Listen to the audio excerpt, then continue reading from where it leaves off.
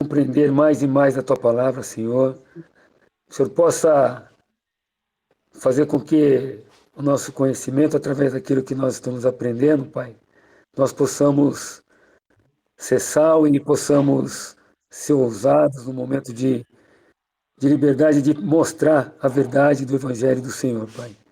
O Evangelho que é o poder de salvação que nós conhecemos através das Escrituras. Que nós, através de tudo aquilo que nós estamos aprendendo, discernindo através da Sua palavra, nós possamos, ó Pai, realmente ser bons discípulos, Pai. Temos discernimento para poder andar conforme a Tua palavra e também mostrar aquelas pessoas a luz, Pai, o caminho, o verdadeiro caminho. Muito obrigado por esse momento que nós temos, ó Pai, de juntos aprendermos mais. Que o Senhor possa guiar o irmão Sérgio na mensagem de hoje, ó Pai, que tudo aquilo que, através das Suas Escrituras, das Sagradas Escrituras, ó Pai, nós viemos a aprender, a ter mais discernimento, Pai, que nós possamos mostrar a verdade, que nós possamos ser realmente verdadeiros discípulos do Senhor. Muito obrigado pela vida de cada irmão que está aqui presente, ó Pai, e que possamos, ó Pai, caminhar diante da Tua palavra na verdade. E é no nome de Jesus Cristo, nosso único Senhor e Salvador, ó Deus, que assim oramos e agradecemos. Amém. Amém. Amém.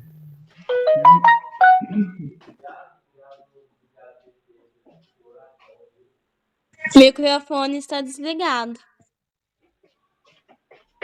Obrigado, Lohane. Obrigado. Eu estava falando mal. De nada. Tava falando mal do... Vamos lá. Vamos lá. Todo mundo agora, né? Por favor, vamos desligar os nossos microfones. Obrigado mesmo, Paulo. Obrigado por estar aqui com a gente. Viu, irmão, por suas orações. Como é bom, né? Podermos falar com Deus assim. Né? E é bom mesmo. Isso não é um discurso. Isso é uma constatação. Falar com Deus, sabendo que Ele está nos ouvindo, parece que é uma aula especial que a gente dá a nós mesmos.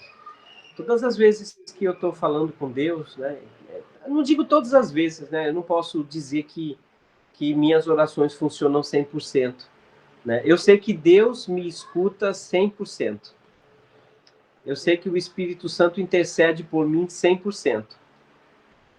Principalmente porque eu preciso que o Espírito Santo interceda por mim. Porque não é 100% que eu estou tão concentrado assim nas orações. Talvez eu não ore tanto quanto eu deveria. O certo mesmo é orarmos a Deus sem cessar. Eu não acredito que o apóstolo Paulo, lá em 1 Tessalonicenses, capítulo 5, eu não acredito que ele falou da boca para fora. Muito menos o Espírito Santo lembrou da boca para fora o escritor, né, a escrever orai sem cessar. E eu acho que Paulo não escreveu por escrever esse versículo, orai sem cessar. Mas por que então que esse versículo está na Bíblia? Por que o Espírito Santo tocou e inspirou Paulo para escrever orai sem cessar? Por que Jesus orava sem cessar? Isso é um texto muito especial. É um pequeno versículo, né, que se encontra na carta de Paulo aos irmãos de Tessalônica. Mas ele diz tanto, sabe, irmãos? Ele diz tanto. E a gente está falando de orar mesmo, orar, falar com Deus de coração. Tá com a mente voltada para Cristo. Sendo honesto com Ele. Sendo o mais honesto que for possível para a gente. Orar com entendimento, né, baseado na Bíblia, e orar com a mente, né? Como Paulo mesmo diz, orarei com o espírito, mas também orarei com a mente. Então nós precisamos orar sem cessar. Se Cristo nos chamar no momento de oração, eu acredito que isso será um momento muito especial. Se na hora das dificuldades nós estivermos orando o tempo todo, talvez as dificuldades nos ensinarão muitas coisas. Nem sempre as dificuldades passarão, mas passar pelas dificuldades em oração traz um crescimento gigante para todos nós. E quando estivermos com muita alegria, super contentes, né, super empolgados, satisfeitos, se a gente estivermos neste momento de tanta alegria e euforia, nós estivermos orando, isso será para Deus um sinal de que nós participamos dele em gratidão por tudo aquilo de bom que acontece na gente. Quando estivermos um pouco depressivos, talvez angustiados, e estivermos em oração, talvez estas angústias elas encontrarão um refúgio, né? Um refúgio e fortaleza. Eu tenho certeza que se nós estivermos orando, quando estivermos a ponto de explodir, nós não permitiríamos, né? Nem o Espírito Santo vai permitir que a nossa ira durma com a gente, não é? Se nós estivermos orando sem cessar, provavelmente nós não cometeremos tantas burradas nessa vida. Se nós estivermos orando, no momento que estamos orando, provavelmente não estaremos pecando. E é claro que a gente tem que tomar muito cuidado para não pecar na oração. Mas é possível cometer pecado na oração? Sim, é possível sim. Quando Jesus citou aquela parábola, né, da oração do fariseu e do publicano, ele mostrou como o fariseu estava pecando na oração, dizendo-se que não era igual àquele publicano, que ele era muito melhor do que o publicano, que ele era mais importante do que o publicano, né? Enquanto que aquele publicano batia no peito, né, e dizia: Senhor, eu não sou digno, né? Eu não sou digno. E espero que a gente não peque nas orações. Mas vamos falar daquilo que é bom, que é a oração sem cessar. Que quando a gente peça para um irmão orar, seja para unir a todos, né, numa única voz. A gente chama isso de oração uníssona, né, que todo mundo junto. Mas é claro que o PC já estava orando aí no fusquinha dele, ele já estava orando na academia ou voltando para casa, assim como todos nós que já temos uma vida de oração, né, Sandra? Né? Eu gosto muito quando a Sandra fala: estou orando por você, pelos seus filhos e pela dona Shirley. A gente que tem que chamar ela de dona e ela que chama a gente de dona, não é? A gente tem que orar por todos, né? A gente tem que, na hora que você guarda um tempo para conversar com o seu Deus, em qualquer lugar, seja no quarto escuro, seja até no banheiro, onde for, debaixo do chuveiro, dirigindo, mas o melhor... A gente dirigindo, né? Dirigindo a gente ora. É verdade, é verdade. Mas o melhor é quando você separa aquele tempo, né? E você conversa com Deus. E aí você fala: tá, Senhor, mas agora eu quero conversar com o Senhor sobre todas as pessoas que eu consegui me lembrar que participam das lives. Aí você começa lá: a Adriana, irmão Luiz, a Sandra, o Joel, a Mary, o Hélio. Aí você começa o Giovanni, aí você começa falando com todo mundo que você vai se lembrando. E aí a conversa com Deus se estende, né? E nós precisamos orar sem cessar. Pega esse versículo, irmão, e medita sobre ele.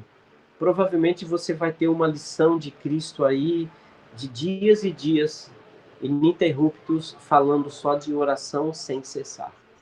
Tá bom? Sérgio, Oi. dá licença um pouquinho. Claro. Você pode me repetir a palavra que você falou quando a oração é todos juntos? É porque... não sei se eu entendi o que você falou, irmão. Que quando o irmão Paulo, o PC estava orando, é isso? É que você falou que uma oração, quando estão todos juntos orando, uma pessoa ora e todos juntos... É uníssona? Como é que é o nome da palavra? Isso é uma oração uníssona, né? Quer dizer... Uníssona, isso é todos juntos, mesma voz. Porque quando todos nós dizemos amém, é porque estamos todos juntos com Paulo. E essa oração chegando diante de Deus é como se fosse 1000 vozes chegando até os ouvidos de Deus. Irmãos, eu acho que a gente não tem ideia mesmo o que é uma oração. Um dia, eu sei que quando nós estivermos nesse lugar onde Deus habita, esse lugar eterno, eu sei que a gente vai descobrir tanta coisa, que a maravilha eu acho que a maneira como a gente vai se sentir vai ser absolutamente tão incrível, porque aí a gente vai entender o que é falar direto com Deus. E aí Deus vai dizer assim, mas você já estava falando comigo quando estava lá, não é? E saiba, irmãos, acontecem coisas incríveis quando a gente está orando, tá bom? Não vamos nos esquecer disso, tá bom? Ó, esse foi um papinho só para a gente se desligar um pouquinho, né, do mundo. Viviane chegou, bem-vinda, Viviane, seja bem-vinda. Boa noite, irmão. Boa noite, irmãos. Boa noite. Desculpa o atraso. Eu não sei, eu desculpo, não sei os outros irmãos, mas eu acho que todo mundo desculpa. Obrigada. Boa noite. Olha lá, tá vendo? A Lohane já fez, viu como ela é linda demais? Ela já perdoou? Já perdoou, é verdade. Está perdoado. Já perdoou. Obrigada, irmã. E o bom, Viviane, é que você chegou antes do irmão Giovanni. Olha, isso é um recorde. É que a gente estava junto. Então é culpa do irmão Giovanni que você se atrasou. Num estudo, juntos num estudo. Estava com meu filho, Viviane. Eu tava, irmã Cleonice, com seu irmão, com seu filho. Aonde? Em outra aula. Tá. Na aula de banho, E aí a gente estava falando agora há pouco, né, sobre oração sem cessar. Se depois puder pegar o comecinho dessa nossa aula na gravação, a gente está falando coisas importantes sobre orar sem cessar. Mas por conta disso, eu quero me dirigir a Deus mais uma vez sobre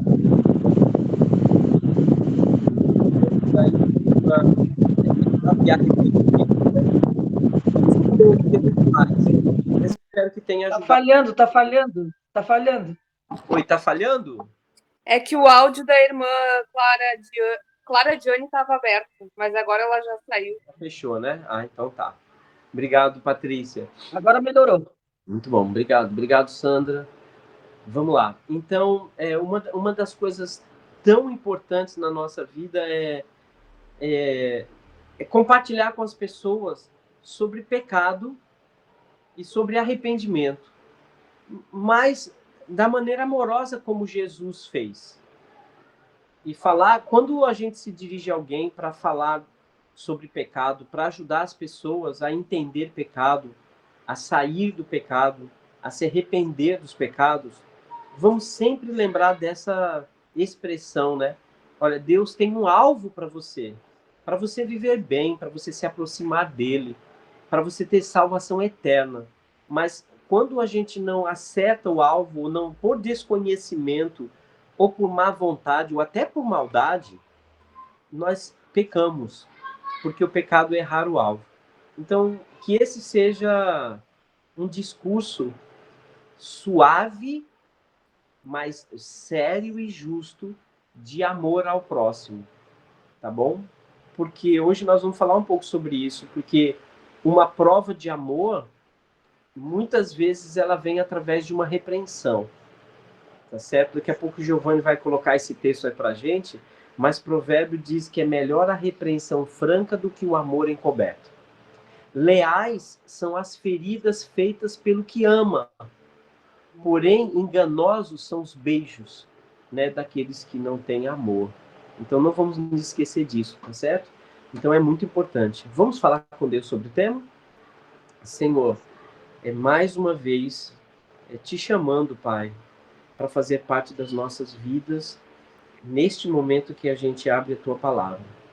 Eu quero te agradecer pelas grandes lições de Jesus, porque elas são tão maiores do que qualquer outra lição que a gente tenha no mundo. Não há ninguém que nos ensine como o Senhor. Eu quero pedir que hoje o Senhor esteja na pessoa do Espírito Santo, moldando os nossos corações, para que a gente faça as coisas da maneira que te agrade, da maneira que o Senhor aceita. Eu quero te pedir isso, que o Senhor abra os nossos corações, nosso entendimento. Me ajuda, Senhor, a ser mais simples que for possível para eu ser, ou mais complexo que seja possível para eu conseguir atingir o coração dos nossos irmãos. E nos inspire, Senhor, na Tua Palavra, porque ela é maravilhosa. E obrigado, porque Jesus é o nosso bom mestre. e é o nosso bom pastor. Em nome de Cristo. Amém. Amém. Amém. Irmãos, olha, hoje é a 4ª lição sobre pecado e arrependimento. Pratique isso com outras pessoas, pratique com você. E mais uma vez eu digo, né? Tá começando a começar em mim isso, tá bom? Vamos lá. Quando estivermos estudando com alguém sobre pecado e arrependimento, envolva essa pessoa na esfera do amor de Deus. Mas também que as pessoas levem bem a sério o que a palavra fala sobre pecado e arrependimento. É assunto sério. Nós precisamos compreender essa expressão tão forte, que é o tema de hoje da nossa lição. É do jeito que Jesus aceita. Muitas vezes nós não usamos essa expressão. Nós preferimos ocultar aquilo que Jesus aceita. Ou a gente não toca no assunto quando a gente diz isso Jesus não aceita. Ou isso é inaceitável para Jesus. E se nós acompanharmos muito bem toda a trajetória de Jesus, pelo menos aqueles textos que nos revelam acontecimentos, momentos que Jesus passou com tantas pessoas, a gente vai perceber a postura de Jesus em relação ao pecado das pessoas. Olha, eu tenho certeza absoluta que Jesus não foi conivente com o pecado de ninguém. Jesus não foi omisso ao pecado de ninguém. Eu tenho certeza absoluta que Jesus não fechou os olhos para o pecado de ninguém. E eu posso até imaginar alguns momentos em que Jesus estava diante de um discípulo ou diante de uma pessoa do mundo que estava errando o alvo e Jesus tenha ficado quieto. Eu tenho certeza que não. Eu tenho certeza que não. Jesus, ele foi tão duro a todos, né? Tão duro a todos que erraram o alvo na frente dele. Principalmente aqueles que fizeram isso conscientes que estavam errando. Vou dizer mais uma vez, Jesus foi muito firme com todas as atitudes de pecado que ele presenciou ou sabia. Tá certo? Ele não passou a mão naquela mulher que foi pega em adultério, não passou a mão, mas deu um discurso bem grande para ela. Talvez o discurso de Jesus foi somente a gota d'água para transbordar naquele coração. Porque todas as ofensas, os escribas e fariseus e todo aquele povo já tinham feito. Já tinham xingado, já tinham falado palavras ofensivas para ela, já tinham provavelmente usado expressões assim de rebaixamento para aquela mulher. Então ele não precisava falar mais nada para ela, a não ser vai e não peques mais. Olha que todo mundo te falou, tá certo? Mas assim, isso é até verdade. Mas eu não preciso te dizer isso de novo. Para você não passar por isso de novo, para você manter sua comunhão com Deus. Entende? Para você não cair nas mãos humanas, no julgamento humano, que tantas vezes é tão injusto, hipócrita e cruel, só vai e não peques mais. Então, Jesus não precisava fazer isso. Então, Jesus chega para Pedro, né, e não aguenta Pedro dizendo que recusava deixar que Jesus lavasse seus pés. E quantas outras e outras situações em que Jesus Cristo se posicionava diante do pecado dos outros. Então, eu imagino que essa postura de Jesus fazia com que todo mundo que chegasse perto dele chegasse de cabeça baixa, né? Chegasse humilde e até respeitando. Todos que ouviram Jesus o respeitavam quando tinham que ouvir. Até aqueles que surraram ele o respeitaram quando ouviam algumas frases dele. E eu sei que todo joelho um dia se dobrará a esse nosso Senhor Jesus. Mas eu estou falando aqui da postura de Jesus diante das pessoas que cometiam erros e que erravam o alvo na frente dele. E ele quer que nós tenhamos postura diante do pecado, os nossos principalmente, mas também aquele que vira um irmão pecar. Não é? Se um irmão pecar contra ti, vai questioná-lo entre ele e você só. A gente vai falar sobre isso daqui a pouco. Mas o fato é que nós temos que ter uma postura. E você tem que estar preparado, irmão, porque alguns maldosos, tá certo? Ou maldosas, podem chegar para você e dizer assim: quem é você, Sérgio, para me repreender ou para apontar algum erro? Tá certo? Se você também tem seus erros. Ah, já vi você fazendo isso. Entende? Qual é a sua postura? Qual a minha postura? É verdade, irmão. É verdade, irmã. Eu já cometi esse erro. É por isso que eu estou dizendo para você não fazer isso. Porque eu estava me condenando e eu estava me afastando de Deus. E eu não quero que você faça o mesmo. Siga o meu exemplo, que eu me arrependi. Mas se você quer continuar me acusando, pode me acusar. Eu mereço ser acusado para o resto da minha vida. Tá certo? Mas não será o Senhor Jesus quem me acusará. Romanos capítulo 8. Né? Quem tentará acusação contra os eleitos de Deus? Tá certo? Então, assim, nós não temos mais um acusador. Né? Nem no céu, nem na presença de Deus, Satanás pode chegar. Sabia disso? Depois da crucificação do Senhor Jesus Cristo, encerrou. Não tem mais, não vai chegar lá e fazer conosco o que o que Satanás fez quando se referia a Jó. Tá certo? Mas o fato é que Jesus tinha uma postura muito firme diante do pecado. Ele tinha uma postura firme. Eu gosto muito da expressão, não sei de quem veio, mas eu acredito que ela fala muito de Jesus. Suave com as pessoas e firme com os processos. Numa linguagem mais simples para a gente. Vamos ser amorosos com as pessoas, suaves com elas. Mas diante das ações erradas, vamos ser muito firmes. Tá certo? A começar em nós. Mas também não se calando diante do pecado dos outros. Se você está estudando a Bíblia com alguém, quando nós estamos estudando a Bíblia com alguém, nós estamos dando a chance da pessoa confessar os pecados dela para nós. Sabia disso? Se você está estudando a Bíblia com uma pessoa e ela nunca chegou para você e falou assim: olha, eu preciso te confessar os pecados pelos quais eu tenho me arrependido. Se a pessoa nunca falou isso para você, não batiza essa pessoa, ela não está preparada. Ah, Sérgio, mas ela vai ter que falar. Não é ter que falar. É um processo natural de arrependimento, a confissão. Então, Jesus, ele deixou muito claro isso. João Batista deixou isso muito claro.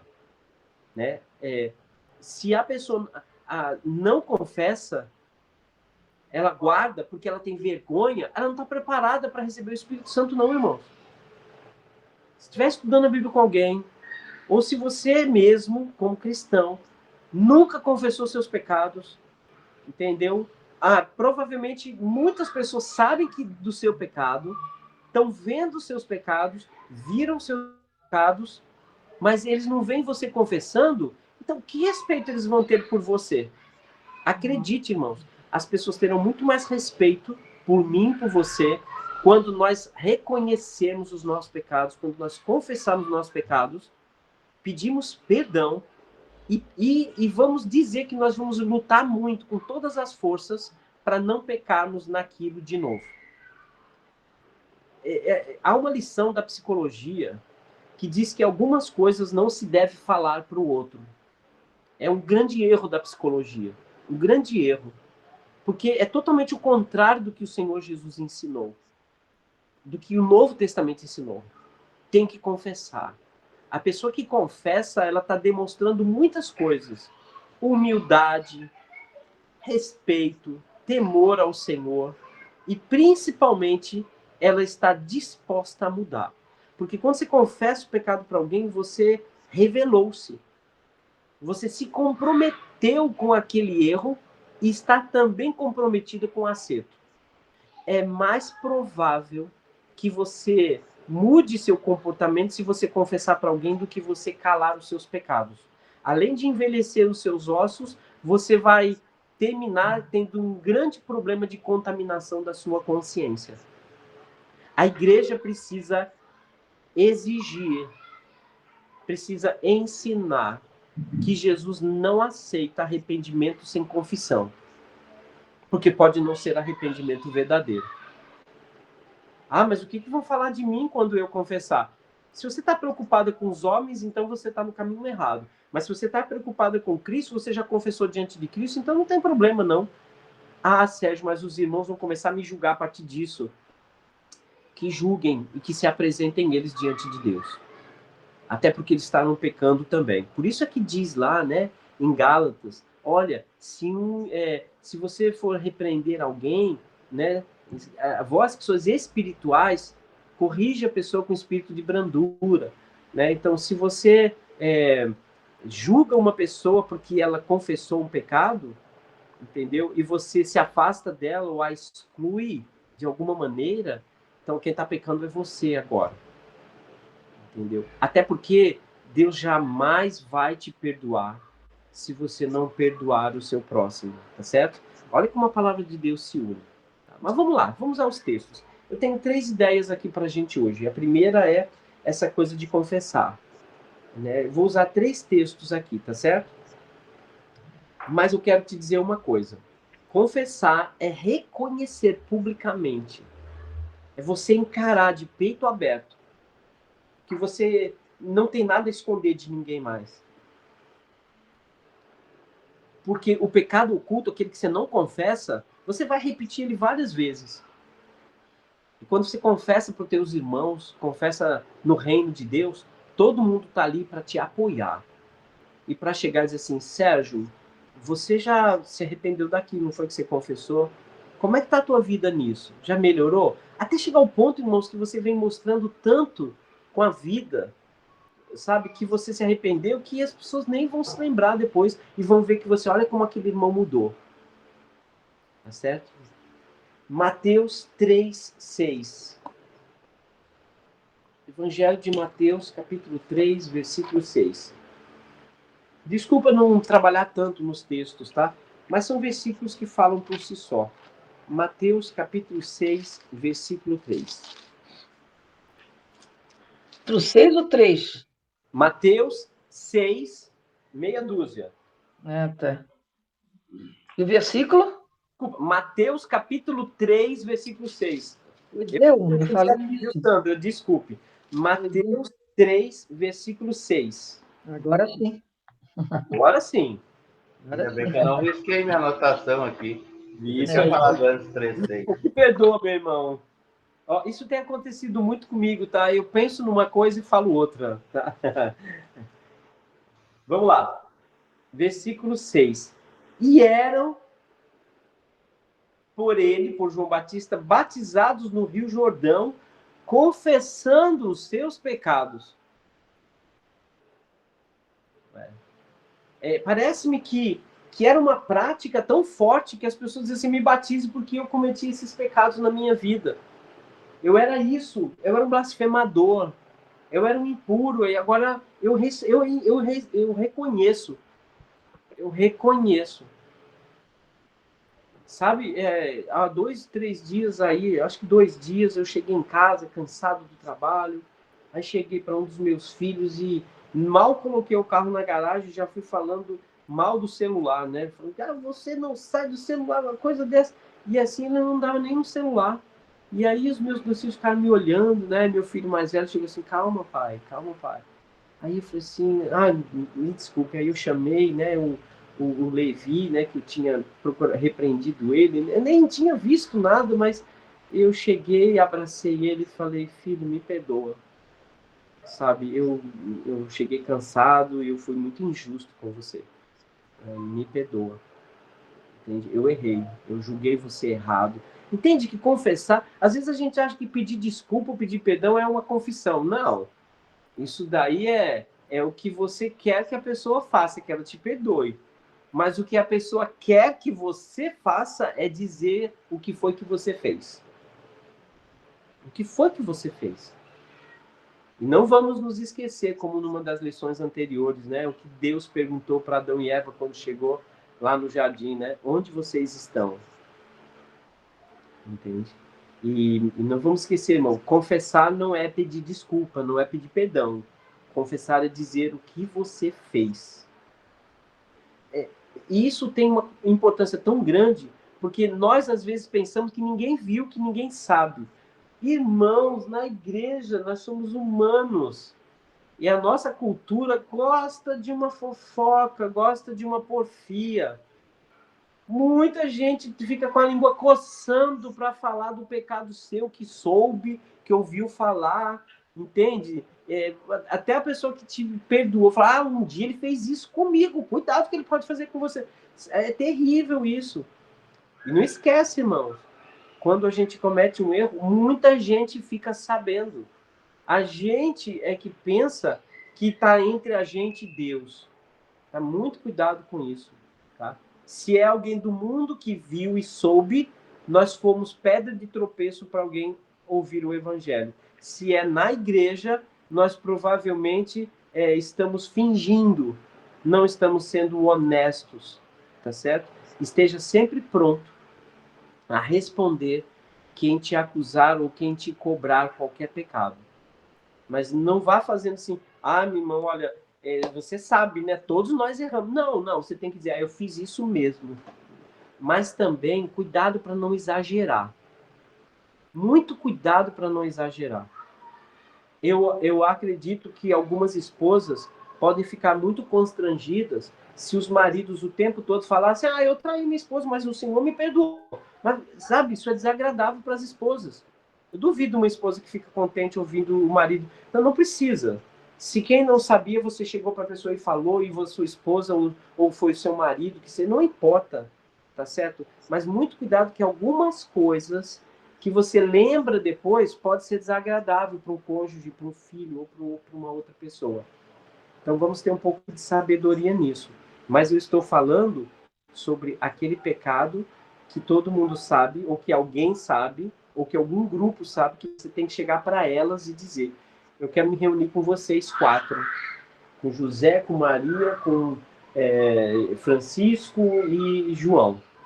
Tá certo? Mas sobre o que? Não, eu quero conversar com vocês. Então, aí reuniu lá você e os 4 irmãos.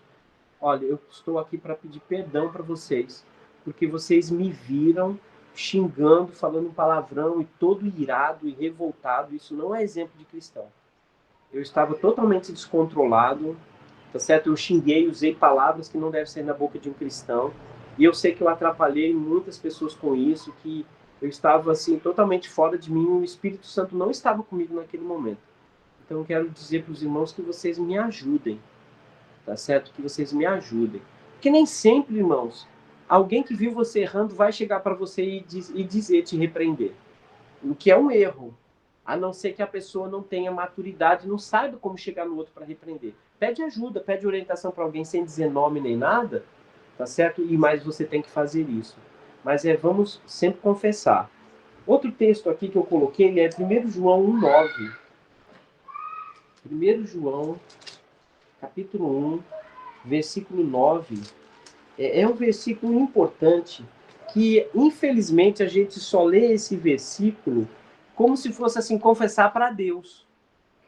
Sabia disso? A gente usa esse versículo como se fosse, confessa para Deus, né? Se confessarmos os nossos pecados, né? Enfim, se você fizer isso, a gente só olha para esse texto como se fosse só entre a gente e Deus. Então, esse texto não é também para dizer que se nós não confessarmos os nossos pecados, até para aqueles que viram, que participaram, todo o contexto do Novo Testamento ensina isso. Porque olha como ele começa esse versículo, esse assunto. 1 João, capítulo 1, versículo 5. Olha que interessante. Ora, a mensagem que da parte dele, de Jesus, temos ouvido e anunciamos a vocês é esta, que Deus é luz e não há nele treva nenhuma. Tá certo? Ou seja, tudo, Deus vê tudo. Inclusive, ele vê tudo que ele mesmo faz. Tá certo? Deus vê tudo. Quando ele usa a expressão luz, ele está dizendo que ele enxerga tudo. Tá bom? Mas ele vai usar essa mesma palavra para nós, que a gente tem que enxergar tudo. Tudo que a gente faz, de certo e também de errado. Versículo 6. Se dissermos que mantemos comunhão com ele e andarmos nas trevas, ou seja, se a gente diz que tem comunhão, estamos junto dele, né, junto de Deus, mas estamos andando sem enxergar as coisas, enganados, ele diz o quê? Mentimos e não praticamos a verdade.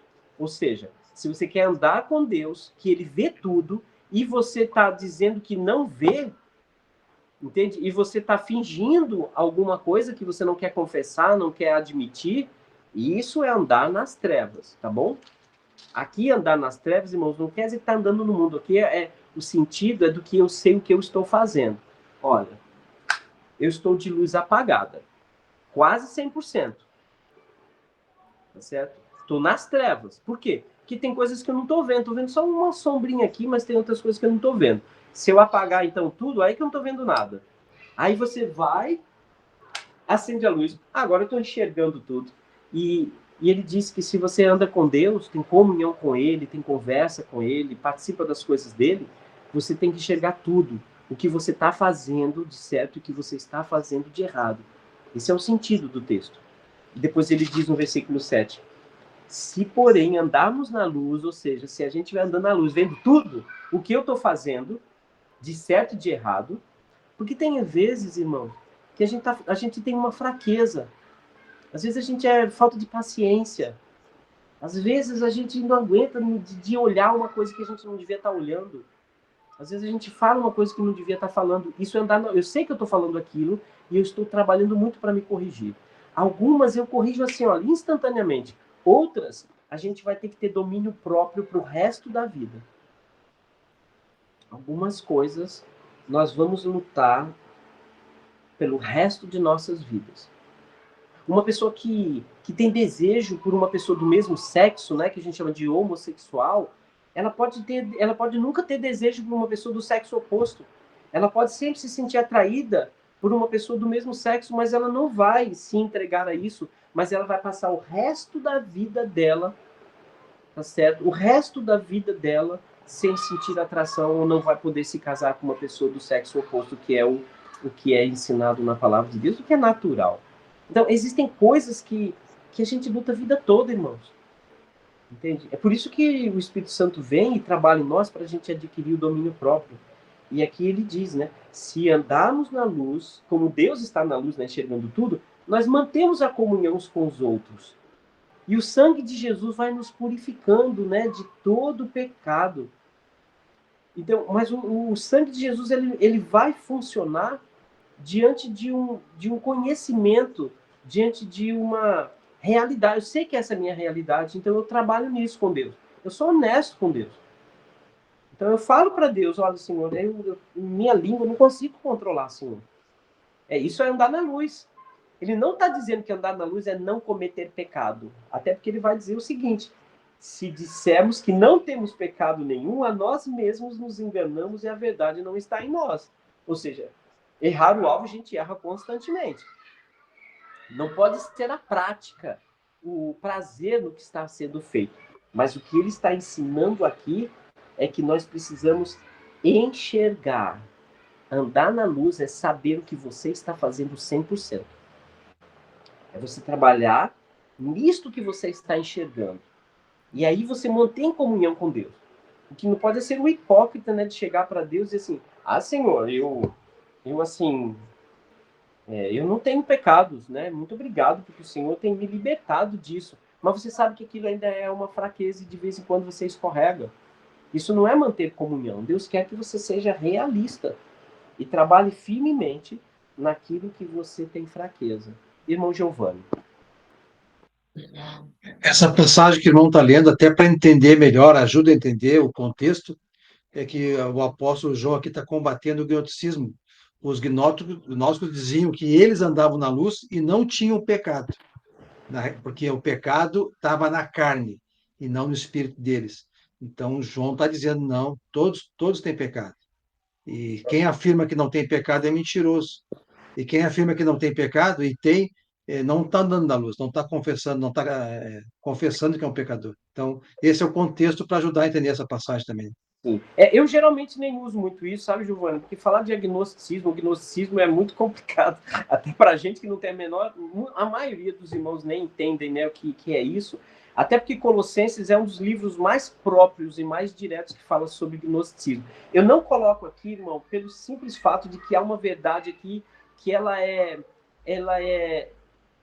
abrangente demais em todos os níveis, né? Em todas as culturas e qualquer tipo de ataque que a doutrina venha, ela é combatida por isso. Às vezes eu fujo um pouco daqueles contextos que os irmãos, eu acho que nem sempre vão entender. Então eu procuro colocar sempre a Bíblia de uma maneira que gregos e troianos vão entender, que brasileiros e americanos vão compreender. Porque senão, às vezes, a gente cai, até porque nesse assunto de gnosticismo, até que a própria carta traz, ela traz alguns conceitos aqui que o mundo, até dentro da igreja a gente vê, entende? Então, quando a gente vem para cá, a gente vai trazer essa ideia, que é a ideia-chave, a ideia mais importante, que é que não adianta. Por isso que ele usa a expressão luz, até mesmo porque dentro de todo esse conceito, né, de gnosticismo e outros, os helenistas também trabalhavam em algumas questões parecidas com essa, eles queriam trazer, porque Deus ele aparecia em forma de luz, tá certo? Então eles transformavam um conceito de luz para você enxergar, né? Uma espécie de uma ilustração. Eles terminavam transformando isso em literalidade, né? Mas eu não vou entrar nisso, mas muito obrigado, isso ajuda bastante. Então, voltando ao texto, aí ele chega e diz, né? Que andar na luz não é não ter pecado, mas é ter a consciência do que você luta, do que você trabalha, e a humildade do cristão nisso tudo. Por isso é que ele chega e diz, e se confessarmos os nossos pecados, entendeu? Então, quando você admite, quando você reconhece, porque é muito triste não reconhecer onde você está errando. Não reconhecer o que você está fazendo de errado, o que eu estou fazendo de errado, é andar nas trevas, você não está enxergando. E aí ele diz, aí sim ele diz, ele é fiel. Né? Olha só, a palavra fidelidade, ela vem junto com o seu reconhecimento. Eu reconheço, Senhor, que este é o meu erro, este é o meu pecado. E Deus, ele não vai te tratar com infidelidade, mas ele vai ser fiel ao seu reconhecimento, porque ele compreende as nossas fraquezas. Tá certo? O Senhor compreende as nossas fraquezas. Em todas as áreas, naquilo que somos fracos, ele é fiel, ou seja, ele mantém-se do nosso lado. Tá certo? Se houver este reconhecimento. E aí ele diz, né? Usa a palavra incrível para nos perdoar os pecados. Olha só, ele perdoa o que aconteceu, o que você pediu perdão, mas o trabalho dele continua, porque ele usa a palavra aqui, e nos purificar de toda injustiça. Agora eu posso dizer uma coisa importante do contexto, que a palavra purificação é um trabalho constante. O trabalho de purificação é um trabalho constante. Cada dia você vai se purificando. É uma palavra sempre no gerúndio, quando se trata da prática dela. Você se purifica um pouco mais a cada dia. Você se lava um pouco mais a cada dia. Nós nos lavamos, o lavar regenerador de todo o passado, mas agora basta-nos... Lembra do que Jesus falou sobre a questão do batismo, né? A Jesus, então, lava o corpo todo, né? Você não quer lavar só os meus pés? Então, lava o corpo todo também. Essa foi a resposta de Pedro quando foi repreendido por Jesus. Aí Jesus, não, basta lavar só os pés. Por quê? Por causa da poeira da estrada. Os pecados que a gente vai cometendo durante a vida, sabe? Por estarmos vivos. Ele diz, não, todos os dias vai se purificando, vai se pedindo perdão e vai se melhorando, não é? E por fim, Salmo 32, versículo 5. Salmo 32, versículo 5. Eu gosto muito desse versículo. Salmo 32, versículo 5.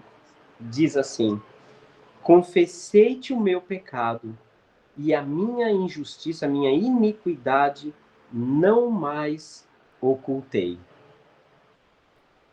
Tá certo? Disse: confessarei ao Senhor as minhas transgressões, e tu perdoaste a iniquidade do meu pecado. E como isso é especial, sabe, irmãos? É confessarmos. Bom, esse processo precisa de visão, de conhecimento, é preciso humildade para reconhecer, e depois que você confessa seus pecados, você esquece a vergonha. Você não liga para a vergonha se você vai se você vai se humilhar. Até porque a palavra humildade vem de humilhação. Ninguém que é humilde não se humilha. Entendeu? Todo mundo que é humilde, ele é capaz de se humilhar. Principalmente diante de Deus, né? Como a gente sabe. Então, Jesus é o mais importante. Se você já reconheceu diante de Jesus, não importa se as pessoas souberem ou não do seu pecado. Pode confessar. Sabe? Isso é uma prática que a igreja está perdendo. Né? Nós estamos aceitando pessoas que pediram perdão, mas a gente não sabe nem por que ela está pedindo perdão. As pessoas não têm nem coragem de confessar aquele pecado que ela cometeu. No momento certo, na hora certa, tá certo? Com as palavras certas, de preferência, já que a gente não está muito acostumado a isso, bem orientado por alguém sábio e espiritual, confessa sim para as pessoas que precisam. Não é? Romanos capítulo 13, ele dá um princípio bíblico muito importante. Né? Pagai a todos o que lhe é devido. A quem honra, honra. A quem respeito, respeito. A quem tributo, dinheiro, dinheiro. Então, esse princípio bíblico, ele diz, né? Se eu devo, por exemplo, ao Joselito algum tipo de perdão, eu tenho que pagar. Joselito, eu pequei contra você, meu irmão. Me perdoe. Eu fiz isso. Não tem aquelas vezes que você vai tentar falar com o irmão, repreender, ou às vezes com carinho, sim, às vezes não, tem que ser sempre com carinho, e a pessoa fala assim, não, você está enganado, eu não fiz isso não. Entendeu? Mas vamos lá. Segundo assunto importante. Alguém pode me dizer a hora aí, por favor? 9:02. 9 e 21 e 12. 2. e 2? Aguenta mais 10 minutinhos aí? O relógio atrás de ti tá certo, viu, Sérgio? Oi? O relógio atrás de ti tá certo. Tá certo, né? Aquele ali atrás, a pilha acabou, a pilha ficou fraca, preciso botar ela para carregar, tá bom? Vamos lá. Bem sério o que eu vou dizer agora. Mateus capítulo 18. Olha, nós precisamos ter um posicionamento. A igreja está deixando de tomar o posicionamento da forma certa. Mateus capítulo 18, eu vou citar, só vou citar esses versículos, eles já falam por eles mesmos, tá certo? Mateus capítulo 18, deixa eu ver qual é o versículo, nem anotei o versículo aqui. Mateus capítulo 18. Verso 15. Eu acho que é a partir do 15, sim. Vamos lá. Postura de amor. Não, vamos fazer o seguinte. Deixa o dedinho marcado nele aí. Eu vou botar aqui meu marcador de página. Mas vamos ler primeiro Hebreus 12. Eu acho que Hebreus capítulo 12 ele nos prepara melhor para Mateus, tá certo? 18. Eu particularmente, eu acho que a gente, antes de ler, de falar sobre pecado com alguém, a gente tem que ensinar as pessoas. Estou falando para os estudos bíblicos. Vamos ensinar para as pessoas, mas vamos ensinar também elas ter postura se elas me virem cometendo pecado. O que elas têm que fazer comigo, né? Mas eu começo sempre por esse capítulo aqui, 12 de Hebreus. Capítulo 12. Olha o que ele diz aqui assim, olha. Deixa eu ver aqui.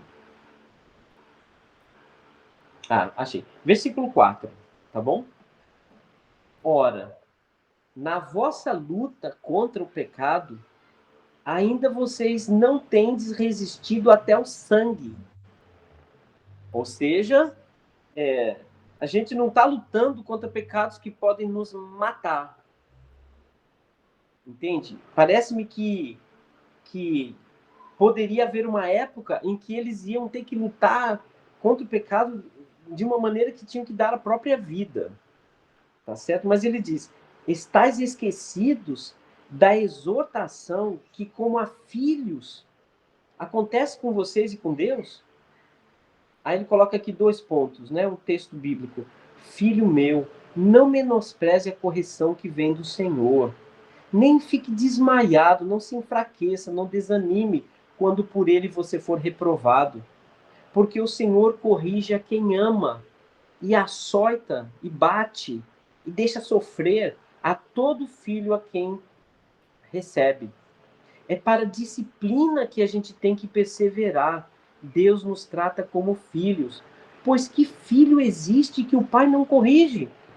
Mas se você está sem correção, de que todos são participantes, você não é filho, você é bastardo. Se um filho não é corrigido pelo pai, é um bastardo, não é filho. Além disso, nós tínhamos os nossos pais segundo a carne, que eles nos corrigiam e nós os respeitávamos. Não havemos nós de estar em muito maior submissão ao Pai espiritual e então viveremos? Pois os nossos pais nos corrigiam por pouco tempo, segundo eles achavam que era o melhor. Mas Deus, porém, nos disciplina, a palavra discípulo aparecendo aqui. Discípulo, uma pessoa disciplinada em Cristo. Tá? E ele diz, né? Pois ele nos corrigia, nos disciplina para aproveitamento. Ou seja, ele nos disciplina para aproveitar a gente, para não jogar a gente fora, para a gente não se perder, não se estragar, a fim de sermos participantes da sua santidade. Toda disciplina, né, toda correção, repreensão, com efeito, no momento, não parece um motivo de alegria, dói, deixa a gente triste, tá certo? Mais de tristeza. Mas depois, entretanto, ela produz fruto pacífico aos que têm sido por ela exercitados, né? Exercitados pela disciplina. Fruto de justiça. Então, por isso, restabeleça as suas mãos descaídas e os joelhos trôpegos. Porque a gente não caiu, não machucou o joelho, não machucou a mão. Isso é uma ilustração. Não machucou o pecado, a gente não teve que se passar vergonha de ser repreendido, que outras pessoas ficaram sabendo. Mas ele diz, olha, essas são marcas que passam. Versículo 13. Fazei caminhos retos para os seus pés, para que não se extravie aquele que é manco. Aquele irmão que tem um pecado que ele fica lutando e trabalhando, mas para que ele não se extravie de uma vez por todas. Ele vai se consertando, tá certo? Antes, seja curado. Né? A gente está falando aqui de erros que as pessoas lutam e são honestos para confessar. Não está falando daquele erro que a pessoa não faz nada para consertar. Quem não está afim de conserto tem que ser chamado, tem que ser convidado a sair da igreja. Aí agora a gente pode ir lá para Mateus capítulo 18. E, irmãos, tem muita gente que fica usando aquele texto bíblico lá. Quando estiverem 2 ou 3 reunidos em meu nome, ali estarei. Esse versículo, irmão, ele só está falando sobre quando a igreja tem que tomar uma decisão de exclusão ou batismo. Ou uma decisão... Batismo. Ou exclusão ou arrependimento. Ninguém pode ficar usando esse versículo e dizer, Deus está presente quando estiverem 2 ou 3. Não, Deus está presente quando eu estou sozinho. Se eu estiver lá no mais profundo abismo, lá estás. Se eu estiver no alto de uma montanha, Deus está. Esse versículo que a gente vai ler daqui a pouquinho, é para repreensão na igreja, para tirar alguém. Tá certo? Olha só o que ele diz, versículo 15. Mateus 18, 15. Essa é a forma que Jesus aceita. Como que Jesus pode trabalhar na vida de um pecador, na igreja, estou falando, se não for feito desse jeito? Se fizermos do nosso jeito, ou se não fizermos, não tem como o Senhor Jesus resgatar, porque é por nós que ele tem que fazer, nossa forma de fazer. E ele diz, se o teu irmão pecar, tá certo? Algumas traduções não aparecem contra ti, mas se eu ver, se eu ficar sabendo, assim, tipo, uma pessoa do mundo chega para mim e fala, Sérgio, eu vi fulano falar assim, você tem que chegar naquele irmão sim, tá certo? Então vamos lá. Se o teu irmão pecar contra ti, vai arguí-lo, vai perguntar para ele o que aconteceu, né? Não vai perguntar assim, você fez isso? Não, primeiro pergunta, procura entender. Não quer dizer que a outra pessoa vai reconhecer e já vai logo de cara, tá? Mas você tem que fazer o seu papel certo. Vai arguí-lo entre ti e ele só. Só você e ele. Não é ficar esparramando, virando fofoca, virando comentários de todo mundo. Quando uma pessoa chegar para falar de alguém para você, você pergunta, já falou com ela? Então não fala nada comigo. Eu não aceito. Não aceito que fofoca. Se você não falou com ela, então você está errado. Pior do que ela. Ah, mas eu não vou falar isso para a pessoa porque eu gosto tanto dela, ela é minha amiga, é meu amigo. A gente anda sempre junto. Ah, Pedro andava sempre junto com Jesus. Jesus disse, teve postura muito firme com Pedro. Teve muita postura firme com todo mundo que estava ali. Até com a mãe dele, ele teve postura firme. E depois ele diz, se ele te ouvir, você ganhou o seu irmão. Olha que coisa incrível. Esse é o alvo, ganhar o irmão. Se eu vejo um irmão pecando que é contra mim ou que eu presenciei, vamos ganhá-lo. Não vamos perdê-lo. Ele está indo para o inferno se ele não se arrepender. A ideia, o propósito é ganhar. Versículo 16. Se, porém, e acontece, não te ouvir, continuar no erro e não ligar para o que você falou, aí você vai tomar ainda contigo mais uma pessoa ou duas, para que pelo depoimento de 2 ou 3 testemunhas, olha o que diz, toda palavra se estabeleça. Tudo aquilo que for dito ali se estabeleça. Ah, você não vai me ouvir? Não tem problema não. Aí chama outra pessoa. Não vai ouvir nem aquela pessoa? Versículo 17. E se ele não os atender, diz para a igreja, vai lá no púlpito, na frente de todo mundo e diz, aquela pessoa não quer se arrepender deste pecado, para toda a igreja saber. E a igreja tem que tomar uma atitude. E diz mais, se ele recusar ouvir também a igreja, considera esta pessoa como uma pessoa que não tem Deus e é traidora. Ele usa a palavra publicano e gentil. Gentil que não conhece Deus e publicano porque traiu o seu próprio povo. Tá certo? Olha o que ele diz. Em verdade eu te digo que tudo o que vocês desligarem na terra será desligado nos céus. E tudo o que vocês desligarem na terra terá sido desligado do céu. Ligado ou desligado? Desculpe, eu acho que eu li errado. Em verdade também vos digo que se 2 entre vós, esses 2, ou a igreja, 2 entre vós, aqui, sobre a terra, concordarem a respeito de qualquer coisa que porventura pedirem, essa situação, ser-lhe-á concedida por meu Pai que está nos céus. Ele está mostrando a força de estarmos juntos. Porque onde estiverem 2 ou 3 reunidos, em meu nome, ou seja, neste assunto de disciplina, ligando ou desligando alguém, eu estarei ali no meio deles. Ou seja, a decisão não será só de vocês, a decisão é minha também. Então, pare de usar esse versículo aqui para dizer que Deus está presente quando 2 ou 3 estiverem. Ele está comigo sozinho.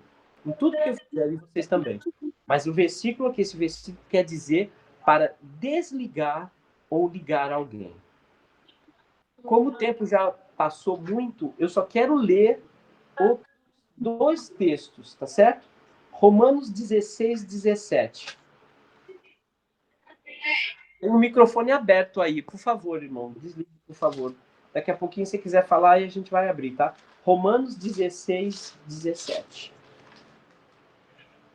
Romanos 16, 17 diz assim. Rogo-vos, irmãos, que noteis bem aqueles que provocam divisões e escândalos em desacordo com a doutrina que aprendesse. Lembrando, irmão, que doutrina aqui, que a gente tá, não vamos ficar falando de doutrina só como se fosse batismo, ceia, presbítero, bispo, não é só isso. Doutrina é tudo que Jesus ensinou. É pureza, é verdade, é amor. A principal doutrina que Jesus ensinou é amor. É o amor ágape. Não é só se usa instrumento ou não. Tá certo? Então, assim, rogo-vos, irmãos, que noteis bem aqueles que provocam divisões e escândalos em desacordo com a doutrina que aprendestes. Afastai-vos deles, porque esses tais não servem a Cristo, nosso Senhor, e sim ao seu próprio ventre. E com suaves palavras e elogios, palavras bonitas, enganam o coração de quem é simples. E tem muita gente simples na igreja que às vezes a gente vem com umas palavras tão malucas que os irmãos não estão entendendo nada daquilo. A gente tem que falar o que os irmãos entendem. Pois a vossa obediência é conhecida por todos, e ele fala outro texto. 2 João 1,10. Segunda carta de João 1,10. 2 João 1,10 diz assim: se alguém vem ter convosco e não traz esta doutrina, está falando sobre o amor fraternal, tá bom? É o contexto. Se alguém vem e não traz esta doutrina, não recebais em casa, nem lhes dei boas-vindas. Portanto, aquele que lhe dá boas-vindas, faça cúmplices das suas obras más. Postura. A postura de Cristo diante do pecado, a gente tem que recusar totalmente. Seja ele quem for, mas da maneira como Jesus ensinou. Porque aí Jesus aceita o que a gente está fazendo na igreja dele. Aí Jesus aceita o que ele está fazendo na minha vida e na vida de quem eu estou tentando ajudar. 1 Coríntios 5,11, para finalizar. 1 Coríntios 5,11. Infelizmente, irmão, não dá para trazer tantos esclarecimentos sobre os textos, sabe? 1 Coríntios 5,11. Diz assim. 5,11. Mas agora vos escrevo que vocês não se associem com alguém que, dizendo-se irmão, for impuro ou avarento, um louco por dinheiro, só pensa em dinheiro, ou idólatra, que coloca a si na frente de Deus, ou maldizente, que fica falando mal de tudo, de todo mundo, ou beberrão, ou roubador. Com esse tal, nem ainda comais. Pois com quem de direito havia eu de julgar os de fora, se nós não julgamos as pessoas que estão com a gente? Os de fora, porém, deixe que Deus os julgue eles. Expulsai, pois, de entre vocês o malfeitor. Postura de Jesus muito séria para a sua igreja. A parte mais importante desse nosso encontro de hoje seria usar Ezequiel 3,18, que se você vê o irmão pecando, fala com ele, tá certo? Não deixe ele morrer no pecado dele. Depois Hebreus 12:4, que fala coisas importantes de amor, que a gente tem que fazer isso por amor. E João 13:35 diz que nisto conhecerão todos que sois meus discípulos, se tiverdes amor uns com os outros. Mas amor, como eu falei, né, é melhor a repreensão franca do que o amor encoberto. Amar é disciplinar. Como Deus, sendo nosso Pai, nos disciplina. Se a gente não chega para disciplinar, para dizer que está errado, que aquilo não é aceitável, se a gente fica passando a mão e fica quieto, nós somos covardes e negligentes. Aquele que sabe que deve fazer o bem não faz, também nisso está pecando. Que o Senhor nos ajude a trabalhar no pecado e no arrependimento da maneira certa. Claro que em 30, 40 minutos a gente não consegue falar sobre disciplina na igreja, mas é um dos assuntos tão sérios. E nós já sabemos que a gente não tem praticado isso como deveríamos, certo? Bom, eu vou deixar aí, pelo menos, eu vou deixar só uns 5 minutos para os irmãos falarem alguma coisa. Quem quiser falar, né, os 5, no máximo aí 7, 8, porque tem gente